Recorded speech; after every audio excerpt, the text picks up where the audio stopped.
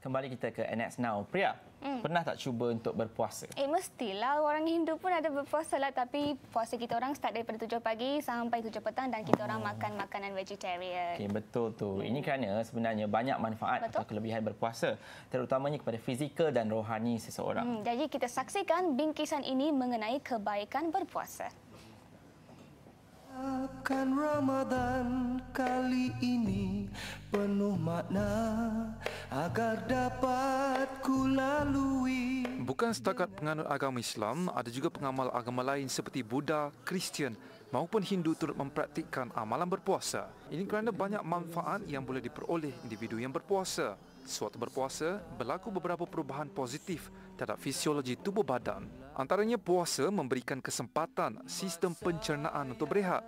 Sistem pencernaan manusia sebenarnya memerlukan 7 hingga 8 jam untuk memproses makanan yang dimakan. Pada hari biasa, sistem pencernaan seseorang akan bekerja terus-menerus tanpa henti, menyebabkan individu itu sering berasa letih. Lebih lama makanan atau minuman diambil, lebih lama masa dan tenaga diperlukan untuk proses pencernaan dan serapan nutrien ke dalam badan. Puasa juga dapat menghindarkan penyakit seperti darah tinggi, kencing manis dan juga penyakit jantung. Ia berkait rapat dengan masalah obesiti. Kurang pengambilan makanan di bulan puasa dapat merendahkan risiko obesiti yang juga merupakan punca menghidapi penyakit lain. Berpuasa juga peluang terbaik kepada perokok mengurangkan atau berhenti daripada merokok yang membahayakan kesihatan di samping mengelak perbuatan membazir duit membeli rokok. Namun apa yang pasti, berpuasa menyediakan platform yang baik bagi individu untuk meningkatkan ketakwaan kepada Tuhan. Galakkan membaca Al-Quran pada bulan Ramadan, solat tarawih di malam hari dan memelihara daripada makan dan minum pada siang hari, membantu meningkatkan keimanan dan kerohanian seseorang yang berpuasa. Selamat berpuasa kepada semua yang beragama Islam. Harapkan Ramadan kali ini penuh makna agar dapat ku lalui dengan sempurna. Ku mengharapkan Ramadan kali ini penuh makna. Ada paparan paparan mengenai orang kata kebaikan berpuasa. Dan untuk membicarakan tentang topik kita hari ini, iaitu kita ada satu tamu khas, iaitu seorang ustaz yang amat terkenal dan popular, Priya. Dan kita nak ucapkan selamat datang kepada Ustaz Tuan Asmawi Tuan Umar yang juga seorang pendakwah. Assalamualaikum Ustaz. Assalamualaikum warahmatullahi Selamat wabarakatuh. datang kepada studio NX. Dia dan Priya. Dia dan Priya. Dia dan Priya. Okey, jadi Ustaz, kita terus ke topik perbincangan lah. Saya nak tanya Ustaz sendiri kan, kalau kata bila tibanya Ramadan ni, dia ada kaitan dengan puasa untuk mendapat keberkatan dan kesihatan. Jadi sebagai seorang dalam konteks umat Islam kan, apakah persediaan yang seharusnya dilakukan oleh seorang Muslim bagi mendapat keberkatan di bulan yang mulia ini? Terima kasih dia dan juga Priya. Bismillahirrahmanirrahim. Alhamdulillahirabbil alamin wa bihi nasta'in ala umurid dunya waddin. Amma ba'd. Terima kasih kepada semua para penonton. Apabila kita berbicara tentang puasa, bukan saja soal kesihatan kita perolehi. Sebab end result ataupun end outcomes ataupun outcome dia sendiri, Allah janjikan kepada proses untuk islah, untuk rectify, membuat correction kepada inner souls. Means dia ada la'allakum tattaqun. Dalam Al-Quran ada dinyatakan dalam surah Al-Baqarah ayat 183, A'udzubillahi minasyaitonirrajim. يا أيها الذين آمنوا كتب عليكم الصيام كما كتب على الذين من قبلكم لعلكم تتقون. Kita emphasize yang ujung. Allah menyeru kepada orang-orang beriman. Dalam Al-Quran, untuk makluman Priya, mungkin you have your own the holy books, likewise Bhagavad Gita. I also studied for the matter. Good to know. Yes. Jadi dalam Al-Quran, Allah command, the Almighty Allah ataupun Allah Subhanahu Wa Taala command, address orang yang suka praktis puasa. Sebab ada juga orang yang kanak-kanak umur 40 tahun belum puasa. Kanak-kanak umur 40 tahun. Ada puasa sekali, ada tak puasa. Allah command, because Allah Ta'ala bagi kepada kita, wahai orang-orang beriman. Sebab dalam banyak ayat yang lain, itu merupakan ayat Madani, ayat yang diturunkan di Madinah Al-Munawwarah. Allah address pada orang beriman, ya ayyuhalladzina amanu, wahai orang-orang beriman.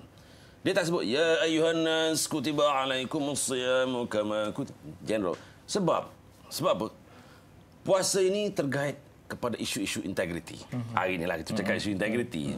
Maknanya, kita hari ini, you must be heard, not to be seen.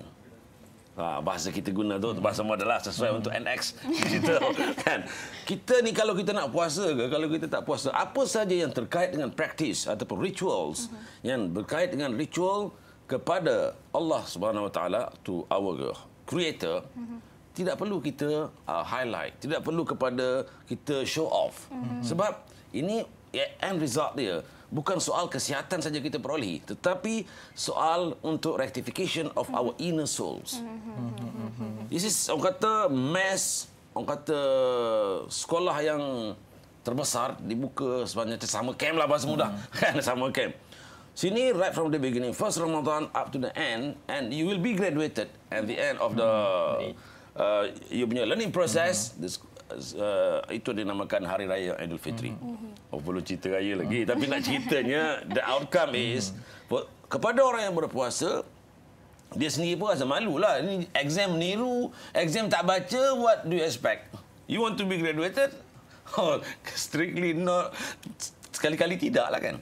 Jadi Allah bagi, wahai orang beriman, diwajibkan ke atas kamu berpuasa seperti mana yang diwajibkan ke atas umat-umat terdahulu berpuasa. Mudah-mudahan kamu peroleh ketakwaan. Bukan saja kita dapat soal kesihatan, ada setengah orang tu yang badan dia kurang kurus ataupun kurang kurus, yang badan kurang kurus, dia kata puasa because I'm fasting because I want to get back my 2 years shape.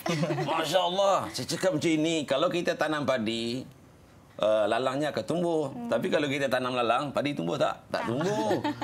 Itu analogically speaking. Kalau you rasa nak puasa sebab nak kurus, tapi saya tengok dah 3 kali puasa tak kurus-kurus, nanti you jangan salahkan puasa. Sebab kita ni, prinsip kita, it takes two to tango lah. Yes. Bahasa mudah kan, faham. Jadi kalau kita niat, ya Allah ya Tuhanku, kita niat kepada Allah Ta'ala, instead of kita dapat menikmati, orang kata dah tak makan, mungkin kita punya fat akan berkurangan dan sebagainya. I'm not scientist and I'm not medical doctor.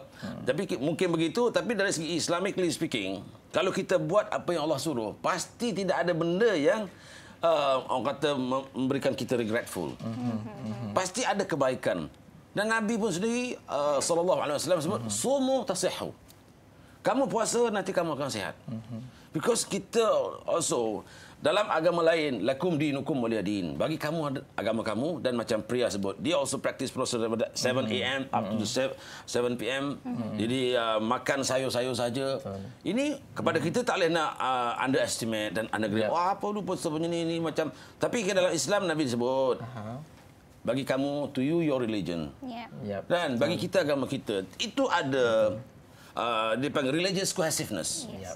That's why Allah Subhanahu Wa Taala ilhamkan kepada Rasulullah, berikan kepada Rasulullah macam mana untuk mengatur tata letak negara Islam.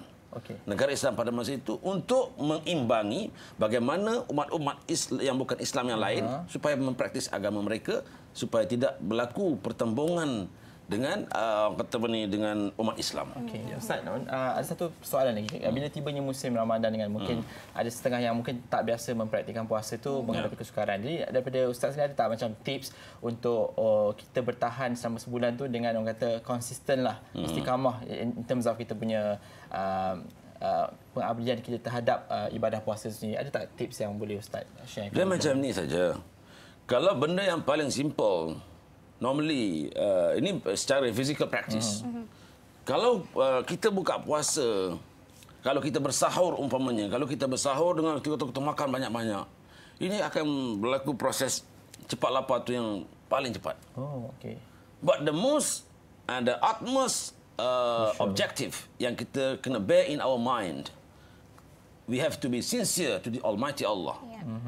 In any rituals we are doing, in any ritual we are practicing, we have to submit it from wholeheartedly. Daripada hati kita, ya Allah, this is my pengabdian. Allah cakap yang lain ni, amalan memang untuk engkau. Puasa ni untuk aku. Dan ana ajzi. Saya yang berikan ganjaran. Kalau kita rasa apa yang kita lakukan ini sia-sia, Itu yang akan menjadikan tawarnya kita ni, yang menjadikan tawarnya kita, hati kita untuk beribadah. Apa saya buat is meaningless. Jadi kita buat, ya Allah, kita ni Allah Subhanahu Wa Taala berikan kita punya life. Tapi Allah bagi tempoh lah. Allah bagi tempoh kepada dia just only 1 month. Orang kata to taste hunger of the poor. Sebab itu kita nak rasa sebelum ni kita orang kaya, hidup ni tidak pernah adanya kata apa ni kesusahan kalau kita sendiri tak rasa. Betul. Kita boleh cakap, wah, sabar ya, sabar. Memang kita sebut tahu innallaha ma'as sabirin, yang cakap lebih mudah daripada yang menanggung. Betul. Macam mana kita tengok dekat Kuala Lumpur saja. Ini metropolitan, ada lagi manusia-manusia yang minta sedekah. Berarti tak kisah tolak yang sedikitlah. Betul. Ada juga yang susah betul. Betul. Berarti orang ni kalau susahnya itu kita kata, alah, mungkin RM1 pada kita tak besar, pada dia ya Allah besar. Tapi kita rasa sendiri, even macam pergi haji pun kena pakai baju dok semua apa nama ni, pakaian putih dan sebagainya. No, dia daripada golongan bangsawan, golongan ningrat, golongan orang biasa, semua pakai putih. Jadi sama juga puasa, tak ada puasa bangsawan, cuma dia ada 3 types of puasa lah, puasa khusus dan sebagainya, dan puasa orang awam. Jadi kita nak bincang hari ini adalah puasa, macam mana kita nak rasa kesusahan orang yang tidak pernah merasai kesenangan. Itulah kesusahan mereka. Dengan kata lain, ini akan dapat menyekolahkan kita supaya untuk rajin kita menghulur bantuan kepada orang yang memerlukan. Betul, Pria. Dia kata macam bila bulan puasa ni adalah masa yang terbaik untuk kita menginsaf diri kita. Dan sebenarnya kalau bila tiba bulan puasa je, ada satu fenomena, itu fenomena gastrik. Senang sangat orang dapat gastrik bila kata bulan puasa kan. Dia kata, tapi ada orang cakap, boleh ke orang yang gastrik ni berpuasa sebenarnya, Pria? Saya pun selalu bertanya-tanya. Tapi untuk menjawab soalan tu, kita saksikan bingkisan yang disediakan. Menurut pakar perubatan, mereka yang menghidap gastrik sebenarnya masih boleh menunaikan ibadah puasa pada bulan Ramadan. Gastrik atau istilah perubatannya gastritis adalah sejenis penyakit keradangan pada dinding atau lapisan mukosa perut seseorang. Tanda-tanda seseorang menghidap gastrik antaranya ketidakselesaan pada perut atau sakit perut pada bahagian atas abdomen atau ulu hati. Penghidap gastrik juga mengalami perut berangin atau pedih, kembung, sendawa, loya serta hilang selera makan. Sel perut manusia menghasilkan asid hidroklorik dengan pH 1 hingga 2 yang mencerna makanan. Asid yang kuat ini boleh menghakis besi. Oleh itu, sel perut menghasilkan lapisan mukosa sebagai pelindungan terhadap kesan asid di dalam perut. Orang yang mengalami sakit perut apabila lapar menandakan asid hidroklorik terlalu banyak di dalam perut. Sesetengah orang menganggap gastrik kerap berlaku semasa bulan Ramadan kerana tidak makan dan tahap asid dalam badan yang meningkat. Namun menurut pakar gastroenterologi, sebenarnya apa yang berlaku semasa berpuasa ialah seluruh sistem penghadaman berehat dan rembesan asid hidroklorik dalam perut menurun. Menurut pakar perubatan, sakit perut semasa berpuasa bukan disebabkan gastrik tetapi tabiat pemakanan semasa berbuka. Oleh itu, penghidap gastrik dinasihatkan agar mengambil makanan ringan terlebih dahulu seperti kurma, sedikit kuih atau buah-buahan ketika berbuka puasa. Mereka juga disarankan agar menunaikan solat maghrib selepas berbuka puasa dengan makanan yang disebutkan tadi. Dan selepas itu barulah disarankan untuk mengambil makanan yang lebih berat. Mereka yang berbuka dengan makanan berat dan bersifat kompleks sebenarnya merupakan punca menyebabkan ketidakhadaman. Makanan kompleks seperti makanan berempah, lemak dan pedas boleh menjejaskan kelancaran sistem pencernaan. Seterusnya, ini menyebabkan seseorang itu sakit perut. Sesiapa yang mempunyai simptom gastrik disarankan menjalani ujian darah, ujian pernafasan dan endoskopi bagi mendapatkan sampel bakteria di dalam perut. Ia kerana gastrik yang disebabkan oleh bakteria boleh diubati dengan mengambil ubat antibiotik. Menurut pakar perubatan, seseorang yang menghidap gastrik sepatutnya boleh berpuasa jika mengamalkan kaedah pemakanan seperti disarankan oleh agama dan pakar pemakanan. Kaedahnya ialah perlambatkan bersahur, menyegerakan berbuka dan makan secara sederhana. Jadi, jika anda menghidap gastrik, jumpa dan minta nasihat doktor mengenai pemakanan, gaya hidup dan ubatan yang perlu diambil ketika bulan Ramadan.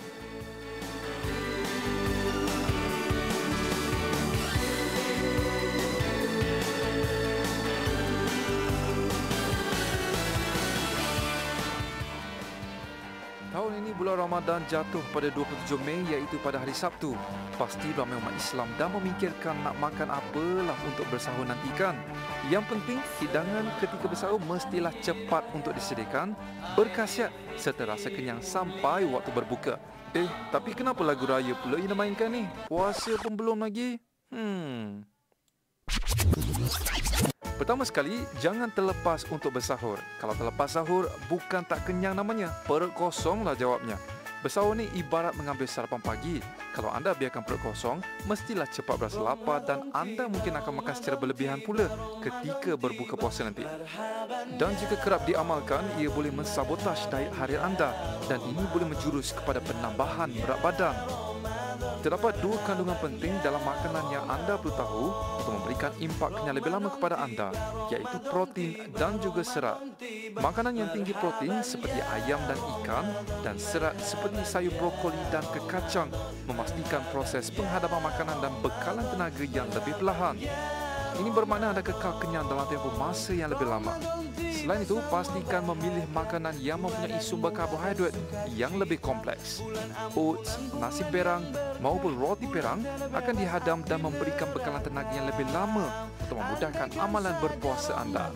Nasi putih dan juga mi kuning sebaliknya mengandungi kandungan gula yang lebih tinggi dan ini sebenarnya mengakibatkan paras glukosa dalam darah naik dan turun secara cepat selepas beberapa jam bersahur.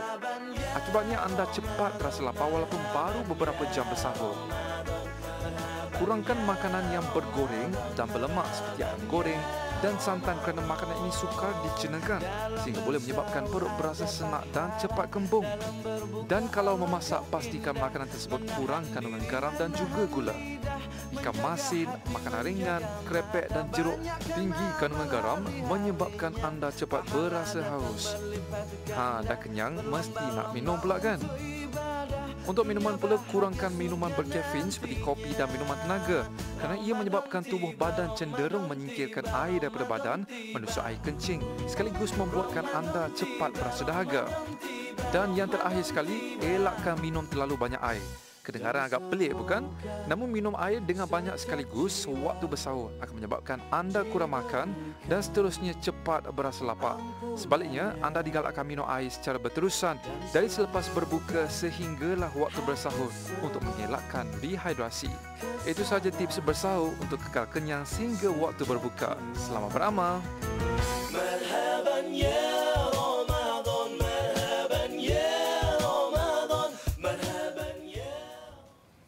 Okay, Priya, semua orang tahu amalan berpuasa itu sebenarnya wajib dalam Islam. Tapi kan ada seorang insan beragama Hindu bernama Kumaran Rajamani, iaitu wartawan daripada TV3. Dia ni akan berpuasa setiap kali bulan Ramadan. Bukan berpuasa untuk setahun dua ya, tapi 16 tahun Kumaran berpuasa pada bulan Ramadan. Dan masuk tahun ni dah 17 tahun dah dia. Lama tu. Apa kata kita saksikan temuramah dengan beliau mengenai kenapa agaknya beliau nak berpuasa di bulan Ramadan. Kita saksikan. Saya mula berpuasa pada tahun 2001.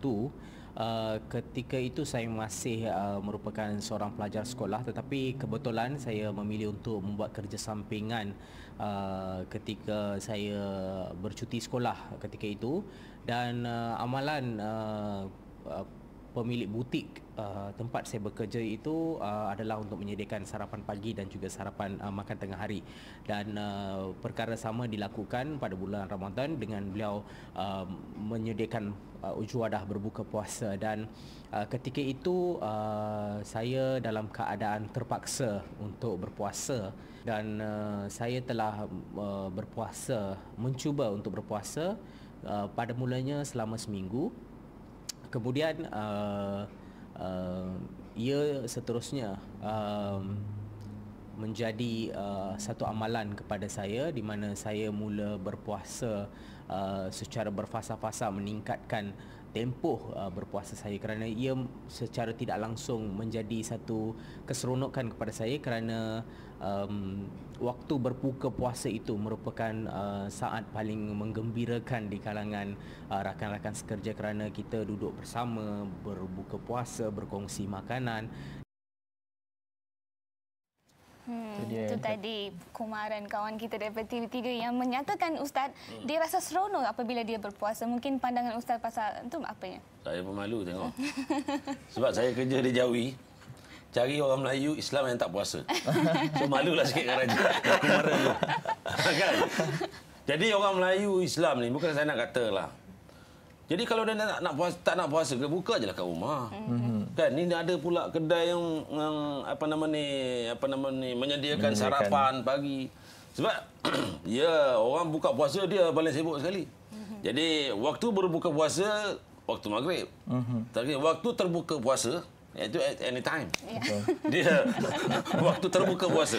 Jadi maknanya saya hormatilah pendirian saudara Kumaran, dan ini merupakan satu encouragement kepada umat Muslim yang lain yang sepatutnya di bulan puasa ni bukan sahaja di wilayah Kuala Lumpur tetapi nationwide kena tahu yang sepatutnya kita berpuasa. Ni tak perlu lagi Jawi ataupun pejabat agama.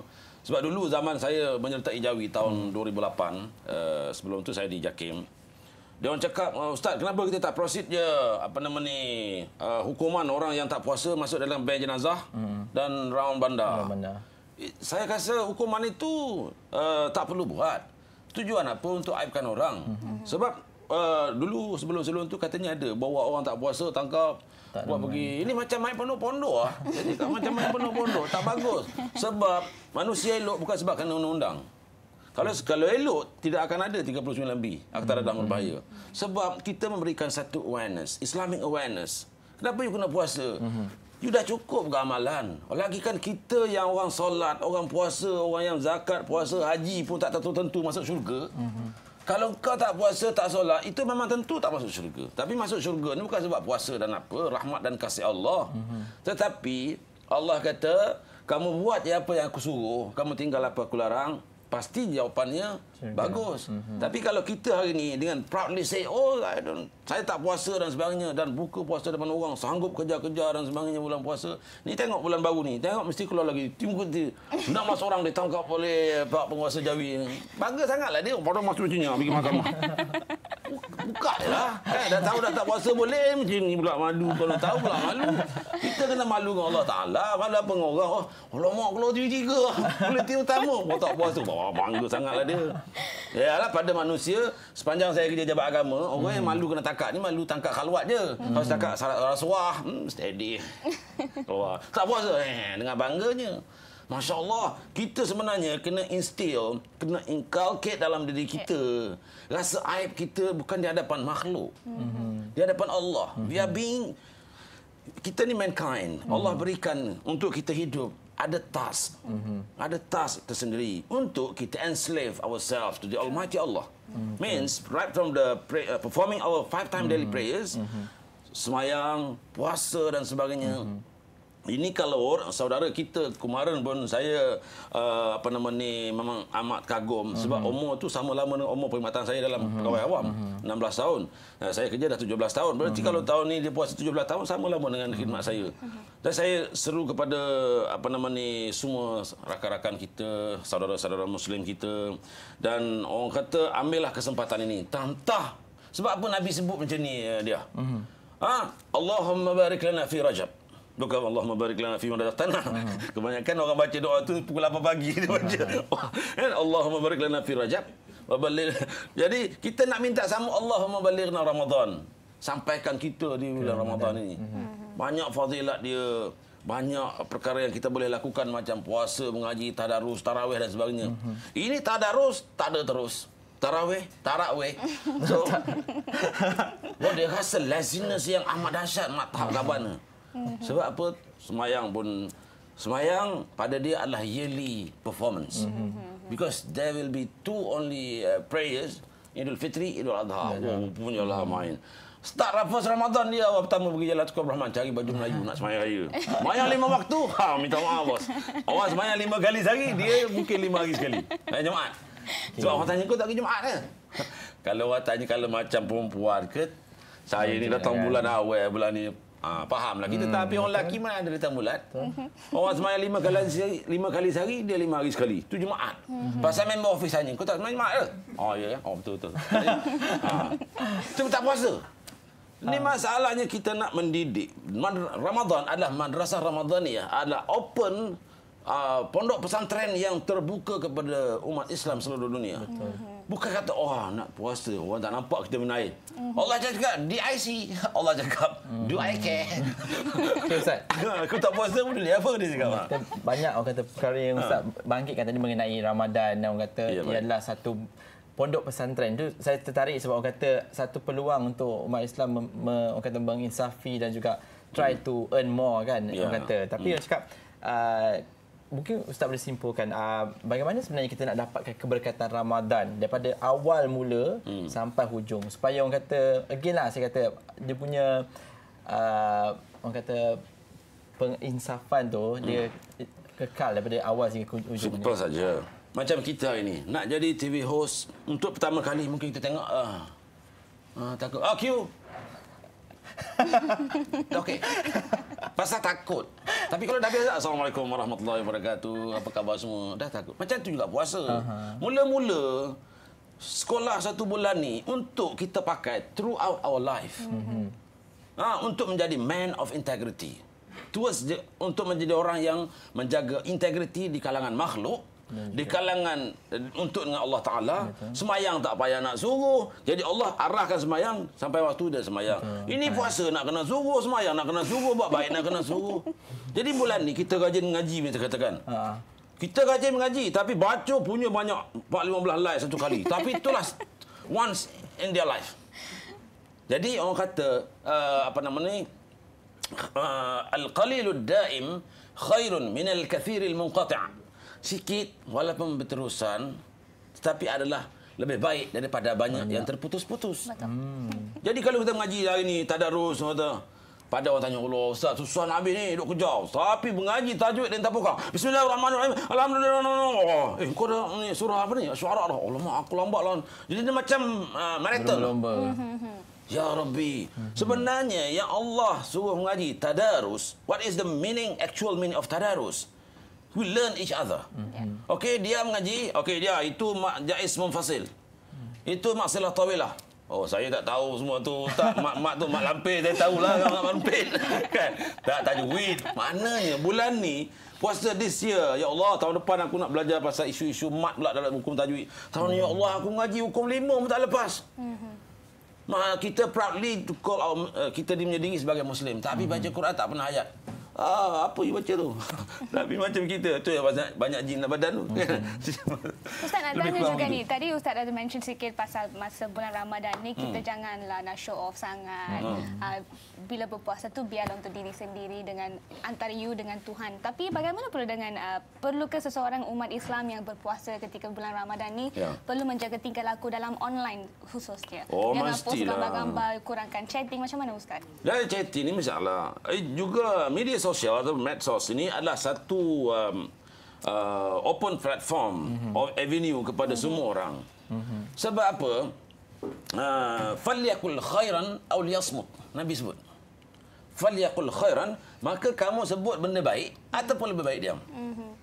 Ini tak dapat parking bazar Ramadan. Lanat ni kita parking ni keluar dada haram tu. Tapi puasa ni. Cakap Nabi cakap ana saim, saya berpuasa.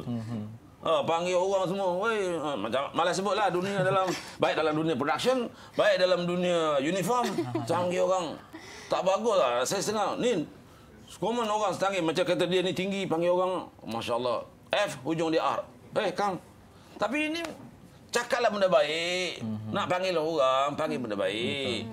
Jadi untuk online ke, on road ke, online ke, on air ke, kan? Ada kawan kita dalam production buka puasa atas pesawat, dia ketangkap dalam kamera orang. Jadi jaja buat program agama pula tu. Jadi dia bukan artis agama tapi penerbit lah, tapi orang jaja tak sedap lah.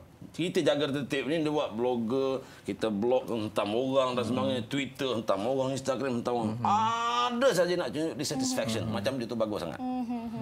Jadi kita hari ni kita avoid. Daripada kita terjerumus buat story yang macam-macam, Lain mana berita, lain cerita. Sebab berita ni kita menyampaikan benda yang baik, benda buruk. Kalau gambar orang kecurian, apa nak tunjuk gambar orang mengompak? Nanti kau nak mengompak. Betul. Kan? Saya kata gini, apa yang berita TV sebut tu bukan propaganda. Dia sebut masaibu qaumin 'inda qaumin fawaidu. Musibah yang berlaku kepada satu kaum jadi manfaat kepada kaum yang lain. Betul tu Ustaz. Itu dia. Okey, aku kata banyak Saya menjawab soalan semua ke? Jawab banyak nasihat yang saya dapat dari Ustaz tadi dan sebenarnya kita dah sampai ke hujung rancangan. Sedar tak sedar Ustaz. Kita nak ucapkan terima kasih kepada Ustaz kerana semuanya banyak perkongsian yang penonton Anax boleh dapat daripada perbincangan Ustaz tadi dan kita dah nak sampai ke hujung rancangan lah. Ya. Jadi nantikan Anax Now esok dengan lebih banyak lagi topik dan segmen yang berinformasi. Itu saya Nurdi Azad Osman dan saya Priya Darshini Vasu. Kita jumpa lagi. Assalamualaikum.